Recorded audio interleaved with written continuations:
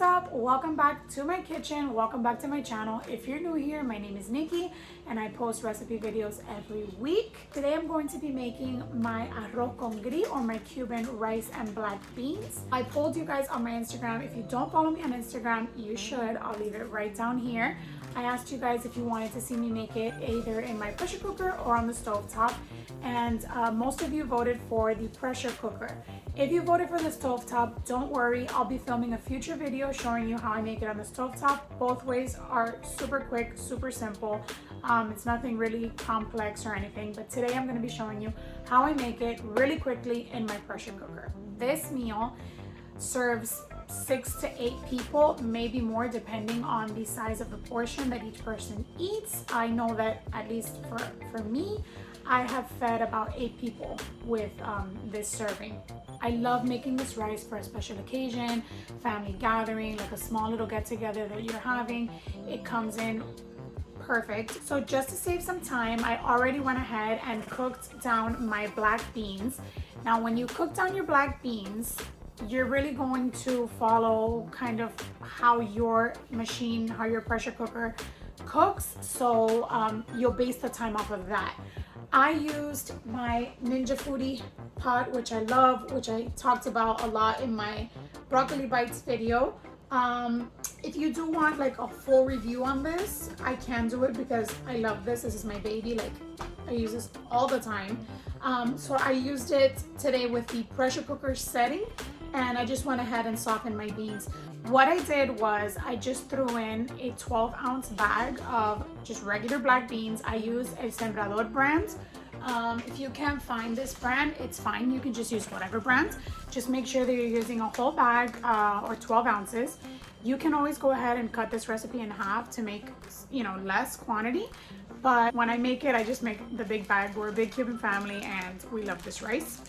So I just went ahead and used an entire 12-ounce bag of black beans, and I just covered it to the top. I used about 8 or 9 cups of water. Just make sure that your beans are fully covered because that water is going to be the water that you're going to reserve to cook your rice. So you want to make sure that your beans soak up the liquid, but that you're still left with enough water to cook your rice with. What I did was I just threw my beans in there with cups of water, a pinch, literally just a pinch of granulated sugar. I just gave that a quick stir and I cooked it on high pressure for 7 minutes. When I did the quick pressure release after the 7 minutes and I checked them, they were perfect. You don't want your beans to be super mushy. You do want them to just have like a nice soft consistency. You want to bite it and make sure that they're fully cooked. You don't want them raw at all, but you do want them to hold their shape in the rice so that you can see it. You don't want it to be like mushy and just like mushed beans.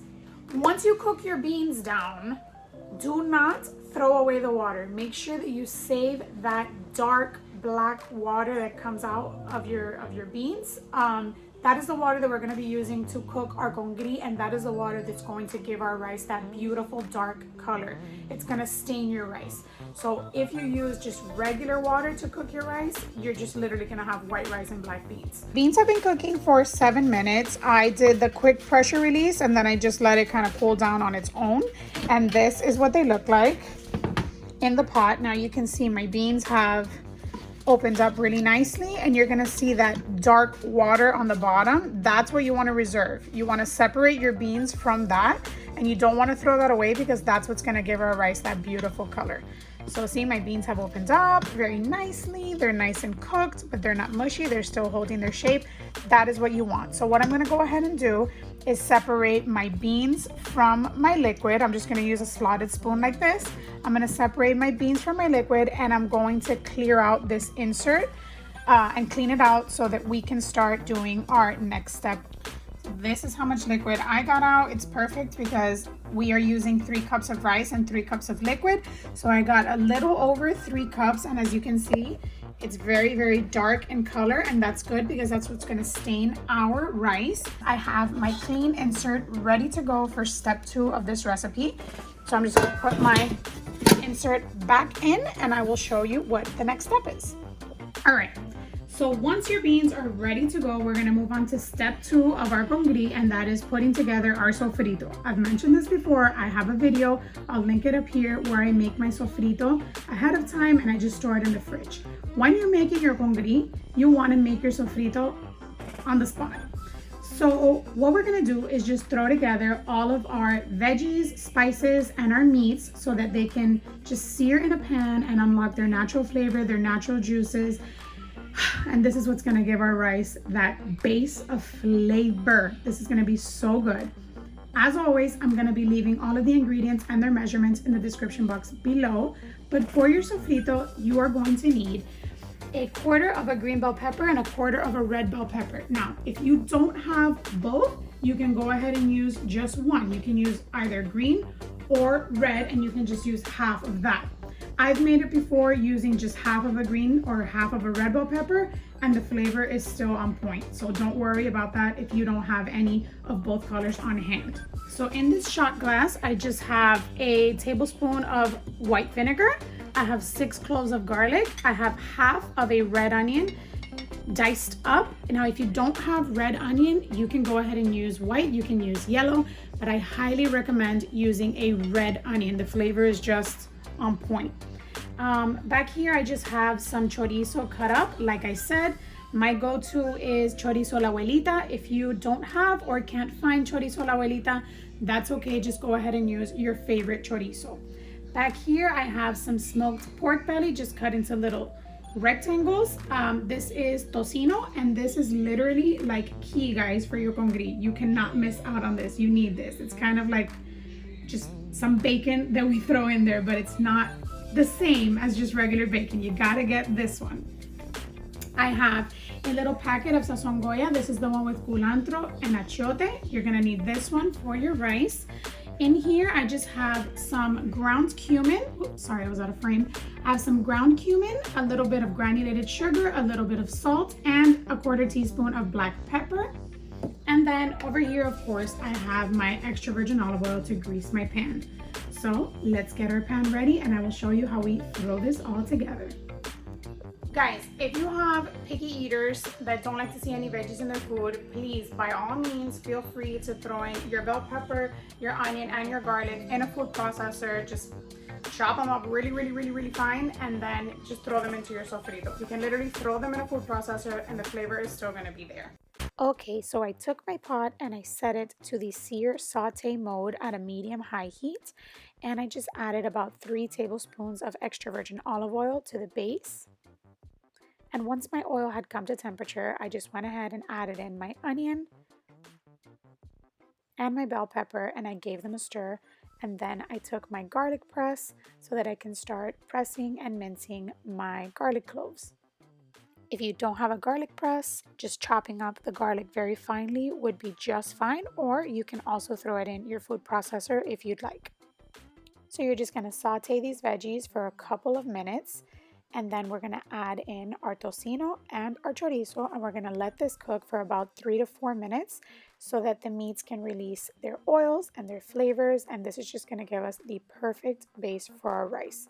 Go ahead and also add in the mixture of black pepper, cumin, sugar, and salt, and give this a good mix. And once your meat and veggies have been cooking for about 3 to 4 minutes, go ahead and add in your little shot of white vinegar. Next, we're going to add in our 3 cups of white rice. I use long grain white rice. And one of the things that I really like to do every time that I'm making an arroz con pollo or a congri is to brown my rice first. So I just get my rice nice and toasty first in the pot, and this helps your rice be desgranadito, kind of grainy, so you don't have that sticky, mushy rice. Once you've toasted your rice for about 2 to 3 minutes, you're going to go ahead and add in the water that we reserved, the water that we cooked our beans in, and you see how thick it is in consistency at the bottom. This is what you want. This is great. This is what's going to really give our rice that dark, beautiful color. At this point, you can go ahead and turn off the sear and saute mode. You can just turn off your pot for right now. Once you've mixed in your water, you're going to want to go ahead and add in your sazon goya packet and give this a good mix.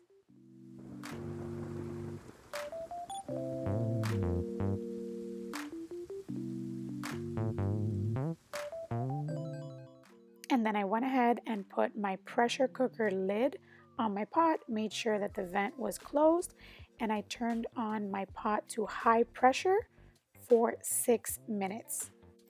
Make sure that you are using the time recommendations and guidelines specific to the pressure cooker that you are using. If you're using this Ninja pot like I used, the time recommendations are 2 minutes on high pressure for every cup of rice added, and equal parts water, equal parts rice, which is why I added 3 cups of liquid, 3 cups of rice, and I did 2 minutes per cup. So I ended up cooking this for 6 minutes on high pressure. What you're going to want to go ahead and do after the 6 minutes is you're going to just leave it. You're not going to release the pressure. You're going to allow it to do a natural pressure release for 10 minutes. So your rice is a total cooking time of 16 minutes. You have the 6 minutes on high pressure, 10 minutes of natural pressure release. So after the 10 minutes of natural pressure release, I just went ahead and opened up my vent and released the steam. Now that little red valve will go down when it is safe to remove our lid. And this is what my rice looked like right after I removed the lid. It doesn't look that great, I'm gonna be honest, but once you start mixing it up and it dries out a little bit, it is absolutely perfect. And as you can see, it did not stick to the bottom of the pot. Once you give your rice a good stir, we're going to go ahead and add in our black beans and just mix them in and get them nice and incorporated into our rice.